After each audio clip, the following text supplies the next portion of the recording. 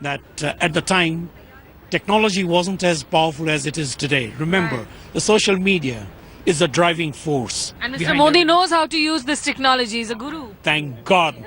Thank God we have the first technological prime minister in India today. Okay. And he's He faced tough technological competition, by the way, in Bihar. Huh? So his campaign strategist actually switched sides. Okay, you want to talk about Bihar? No. You shouldn't. Do you want to talk about Bihar? Bihar, as far as I'm concerned, or as far as a lot of us Indians are concerned over here, is another state. Fine. So what? Lost. But there are lessons to be learned from there. Okay. And the BJP will learn the lessons. They have learned the lessons, but BJP needs to wake up to the fact. So, smell the coffee as far as the state elections are concerned, but Bihar not having an impact on Britain is what the NRIs say. What do you do, sir? I'm here. I work for an export-based company. Okay. And What are the issues of the community here that you would want Mr. Narendra Modi to raise? There are no issues. In fact, I would like to raise a single issue that we as a community should now wake up. Okay. And we should support proactively to our Prime Minister, because it's a simple thought to understand. If our Prime Minister can be so proactive, he himself alone cannot do everything. Right. And it's we as an Indian. हम हर भारतीय हम लोग हर एक कदम आगे अगर हम लेंगे तो ही हमारा देश आगे आएगा. But sir, do you think that this is also a time when maybe the NRIs would want to actually come back to India? Do you have that kind of a belief in the Indian system at the moment, that you would want to come back and maybe do some things in the country? Absolutely. I think a lot of us, especially someone like me who is almost semi-retired and have had a good life as an Indian descent in Britain, will take a proactive part within India and do my best. But especially for now, it is the least I can do is support my Prime Minister, who is so proactive, so positive, Okay. and in fact is the only hard-working person I know in the entire universe. Is criticized for working hard. Come on, this is unheard of. And you talk of technology. If there was technology in Bihar, which people were deprived of, it would have made a huge difference to the election. But anyway, time will tell. Okay. You'll normally find none of us actually like to work hard or success. We like to knock everything down. It's about time guys like us and all of us stood up for what is right. So the Modi Express here, Avantika, as you can see, in fact, strong admirers of the Prime Minister's style of functioning. And we will see this, in fact, resonate at that Wembley Stadium event, which will be the event that, whole of UK will be watching as well. Absolutely. Smita, stay with me. In fact, let me just tell you that the Prime Minister, when he was walking down the aircraft, looked rather chic and dapper in a black coat, and he was quite, seemed to be in an upbeat mood and smiling, greeting everybody there. If you could just ask, the Indian diaspora who have gathered outside, it's such a stark contrast, isn't it, Smita? When I was talking to you earlier, there was not a soul outside the hotel. And now, there is a lot of activity, a lot of buzz. If you could just ask them, are they excited about the program that is planned at the Wembley Stadium? What are the expectations from that?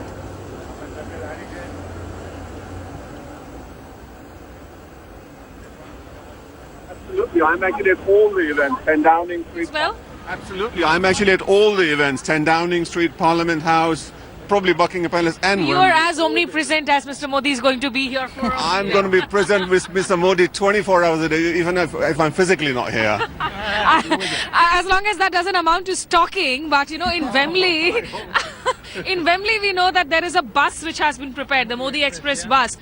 Tell us more about this project. What is this India-Europe Forum and all the Modi Express project? What else, what elements are you doing in Wembley? Well, we all are coming to welcome our Prime Minister Modi, who is fully equipped with the modern technology, and his vision is only to do good for the India and Indians. Okay. He would like to make sure that he can create more job opportunities, Right. develop more technology, make the people more learned. Yes. That will help us to be proud being an Indian. But when you talk about creating more job opportunities, now within India, we have seen the kind of problems that this government has been facing with legislations on economic reforms.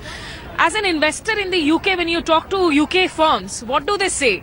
How excited are they about going and investing in India? See, coming back to the Narendra Modi for the investment, Narendra Modi has, up till now, so many governments, since last 60 years, no government has done so good work and has came in the majority. So Narendra Modi has assured to all foreign investor that with his Make in India campaigning, that they come and invest in India, and we as an Indian will help the nation, will help the world to give them back. He has made assurances. वो अच्छी बात करते हैं, श्रोता अच्छे हैं, लेकिन यहाँ की कंपनियों को उन पर भरोसा करने के लिए क्या कुछ करना होगा? वो तो मोदी एक ऐसा स्ट्रॉन्ग लीडर है जो अपने आप इधर के लोग उसके ऊपर भरोसा किया है और इधर से इन्वेस्टमेंट उधर करेंगे. सबको ऐसा इतना भरोसा है ना इधर के. वहाँ पे बिजली की प्रॉब्लम, अगर पानी की प्रॉब्लम बनी रहे तो भी क्या कंपनियां आएंगी? अब तो 1.5 साल हुई हैं सरकार को, क्या थोड़ा सा लोगों का पेशेंस कुछ कम हुआ है? नहीं, मोदी अभी भी लोगों मोदी को इतना स्ट्रॉन्ग लीडर मानते हैं कि उधर आके इधर वाले लोग उधर इन्वेस्टमेंट करना चाहते हैं. चलिए करना चाहते हैं. So as you can see, you know, we also see these metropolitan police officials here, Avantika, and the traffic momentarily comes to a halt on this street every now and then. Some of the media teams, in fact, we are on this other side of the road. But police officials have asked us not to be exactly at that point. We're just being asked to shift to one side of the road. Smita, just on the other side, in fact, is where the entrance to the hotel is, where Mr. Narendra Modi will be staying. Smita, how far is, the airport and the hotel? How far is the hotel from the airport?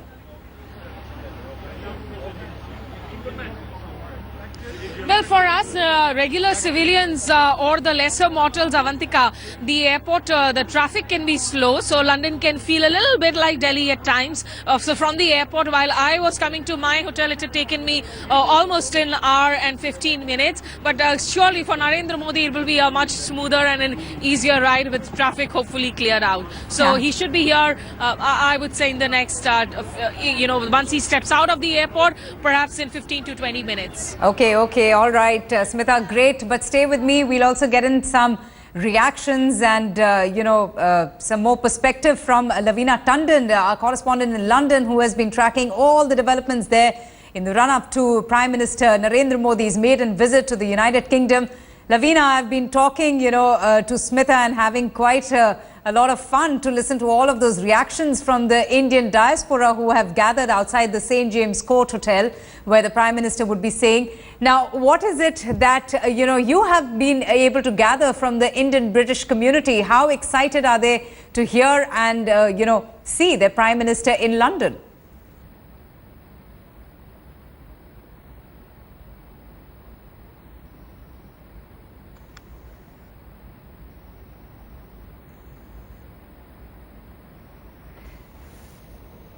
All right, that was Narendra Modi, who was descending down the steps a short while back.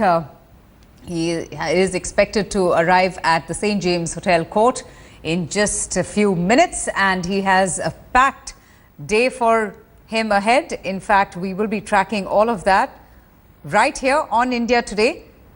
The first day of the visit will, of course, be marked by red arrows fly past before Mr. Modi will be making a speech to parliamentarians. Smita joins us, has been in fact with us for over an hour now. She's been getting us all the news, all the buzz, the excitement just ahead of Narendra Modi's visit. And of course, from today itself, Smita, I just wanted to ask you about, the first plan that is going to be of the Prime Minister. First, would he be going and meeting David Cameron, or is he headed straight to the British Parliament to make his speech there?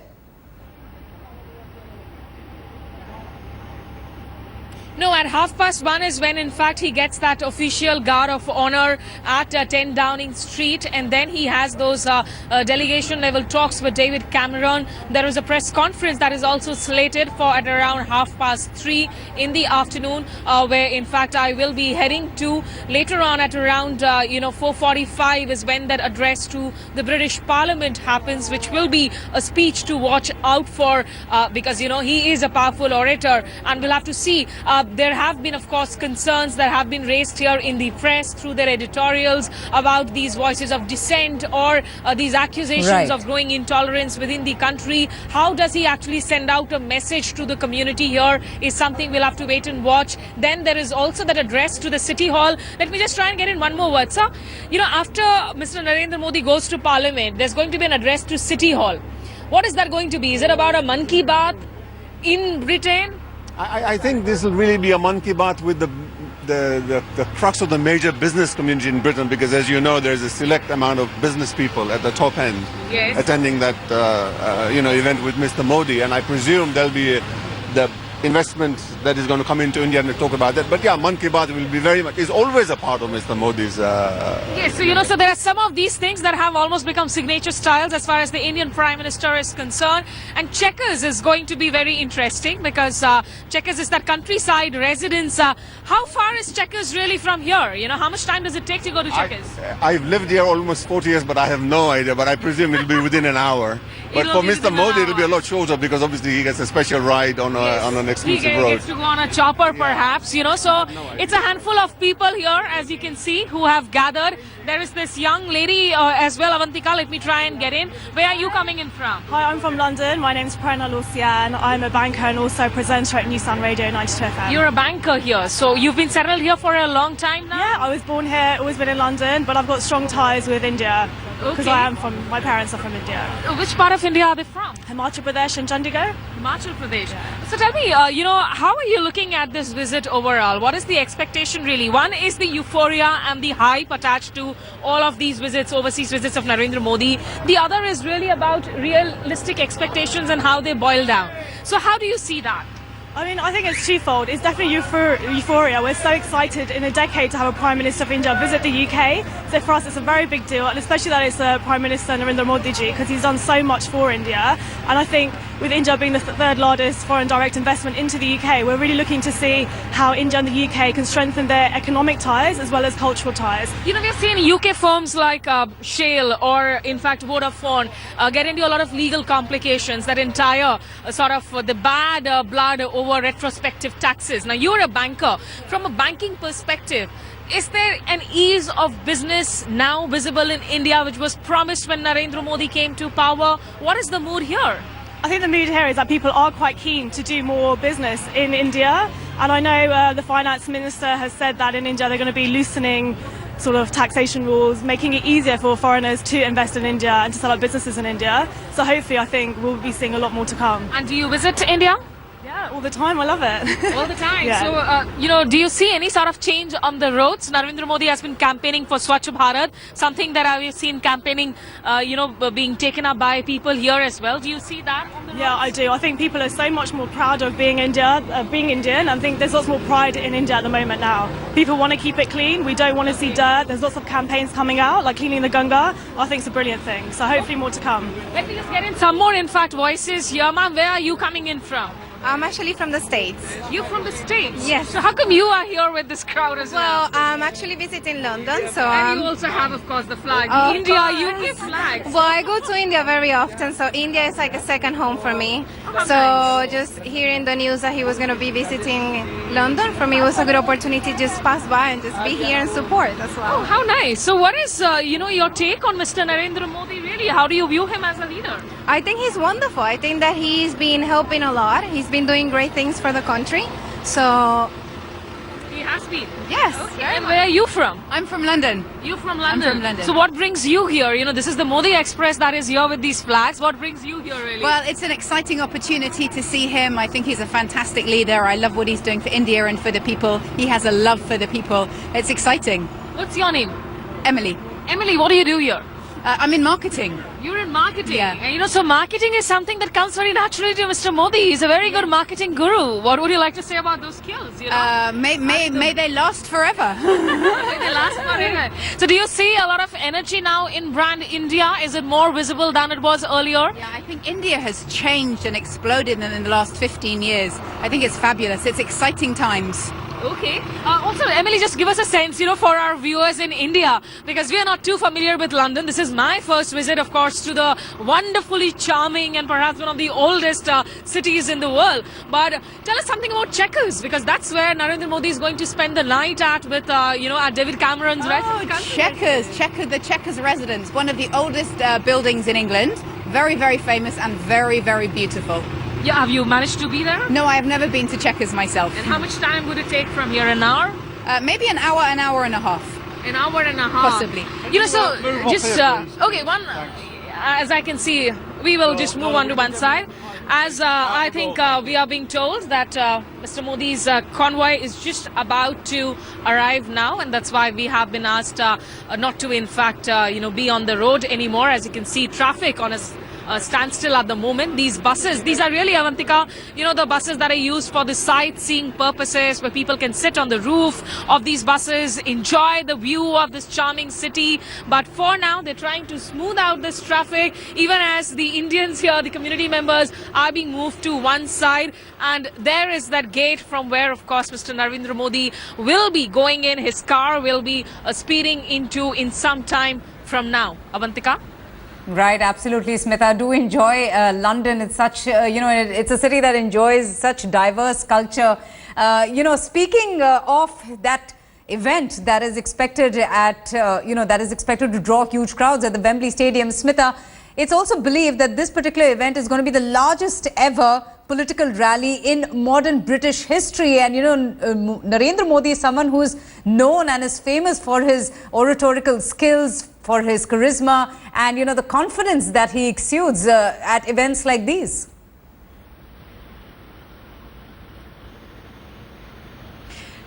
One of the legendary, in fact, political figures who had actually addressed a crowd at Wembley was Mr. Nelson Mandela. And it's now Mr. Narendra Modi who's going to be addressing that crowd. David Cameron, while he was giving his remarks yesterday, he joked about it. He said that I know how much of an effort I have to make even to get, a couple of hundred of people to listen into me. And here is a man who's getting in a crowd of thousands into that stadium. Wembley Stadium, is, if you were to take the tube services here, which is the lifeline of London City, really, like the metros in Kolkata or in Delhi, it has various lines that run in, the green and the yellow lines, which are the district and the circle lines. There are those Jubilee lines. So if one were to actually take a Jubilee line all the way up to Wembley, you could see the neighborhood. That is a neighborhood which actually has a lot of South Asian presence, not just Indian presence. Whether it's the Brent area or the Neaston area, these are areas where you see a lot of homes where Indians, Pakistanis, they are staying. So we will see a lot of this crowd also surge into Wembley Stadium, which was actually lit up in tricolors last night, and it looked just so fabulously amazing as well. During his trip to America, Prime Minister Modi was also treated to some extravagant meals. There were Michelin star chefs who were specially flown down and who prepared. Do we have any information as to what will London have to offer? Because this is a city which is so cosmopolitan in its entire nature.